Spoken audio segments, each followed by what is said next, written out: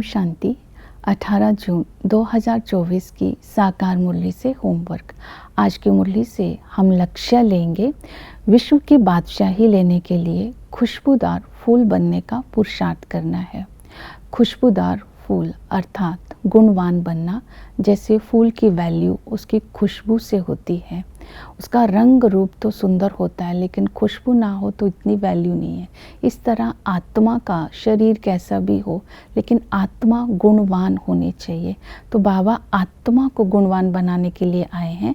इसके लिए हम विशेष आज सारा दिन अपना पोता मेल रखेंगे, बाप की श्रीमत पर ध्यान देंगे और याद में रहेंगे। पोता मेल रखने के लिए आज बाबा ने बोला, अपने सारे दिन का रात को पोता मेल निकालो, अर्थात अपने जो अवगुण है उस पर जांच रखते हुए कौन कौन सी मेरे में खामी है वो चेक करो। फिर रिफ्लेक्शन करो, मैं किस प्रकार का फूल हूँ, गुलाब का फूल हूँ या मोतिया का फूल हूँ। फिर इसके बाद अपने कर्म को देखो, मेरे से कोई ऐसा कर्म तो नहीं होता जिससे बाप की निंदा हो जाए, मेरे में क्या अवगुण है। तो इस तरह आज अपना पोता मेल निकालना है, अपनी रिफ्लेक्शन करनी है। दूसरा है श्रीमत पर चलना। तो बाबा ने कहा गुणवान बनना है तो बाप की श्रीमत पर चलना है और गुणों का दान देना है। बाप की श्रीमत है hear no evil, see no evil, talk no evil, think no evil, do no evil.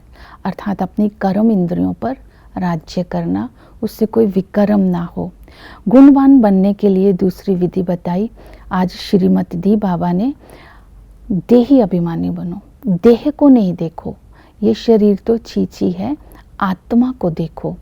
तो जितना हम आत्मा को देखते जाएंगे उतना हम गुणवान बनते जाएंगे, हमारी दृष्टि वृत्ति शुद्ध होती जाएगी।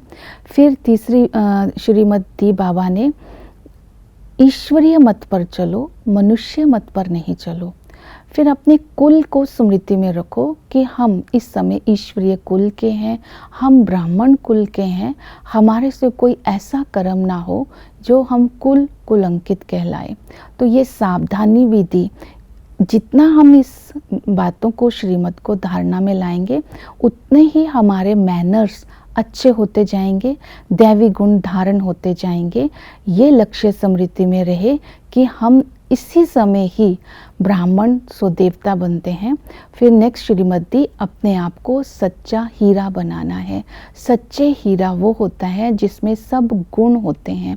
इस लक्ष्य को स्मृति में रखना है कि इसी समय संगम युग पर ही आत्मा सच्चा हीरा बन सकती है, क्योंकि स्वयं भगवान हमें ऐसा बनाने आए हैं। इसके साथ देही अभिमानी बनो, इस श्रीमत को अटेंशन में रखना है। आत्मा को ही देखना है और बाबा ने कहा आत्मा का अभ्यास करना है। मैं आत्मा हूँ, मैं आत्मा ही 84 जन्म लेती हूँ।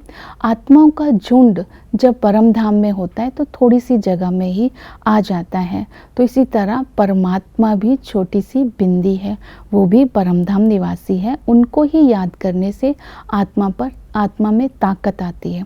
इसी को बोलते हैं अपने ऊपर रहम करना। अपने ऊपर रहम करने की श्रीमत को भी आज अटेंशन में रखना है।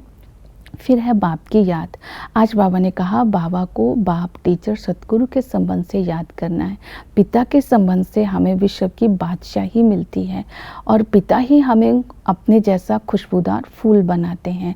और इस समय वो हथेली पर हमारे लिए बहिष्ठ लेकर आए हैं और टीचर बन करके हमें ऐसी पढ़ाई पढ़ाते हैं जिससे हम भविष्य में ऊंच मर्तबा पाते हैं। और सर्जन हमारे लिए इस समय आया है, उस सर्जन को हमें अपनी सारी खामियां बतानी है। अगर हम छिपाएंगे तो खामियां वृद्धि को पाती जाएंगी। खामियों से मुक्त होना है तो सर्जन को सब अपने अवगुण, अपनी कमियां बतानी है, तो वो हमें समझानी देंगे इससे मुक्त कैसे होना है। और सतगुरु को याद करने से हम भविष्य में ऊंच पद पा सकते हैं, अर्थात आत्मा की सद्गति हो जाती है। और इसी तरह जब हम सचखंड के लायक बनना है तो बाबा ने कहा सेवा में भी बिजी रहना है। जितने जितने गुण धारण होंगे, देही अभिमानी स्थिति होगी, उतना ही दूसरों का तीर लगेगा। तो सबको बाप का परिचय देना है, अंधों की लाठी बनना है। ओम शांति।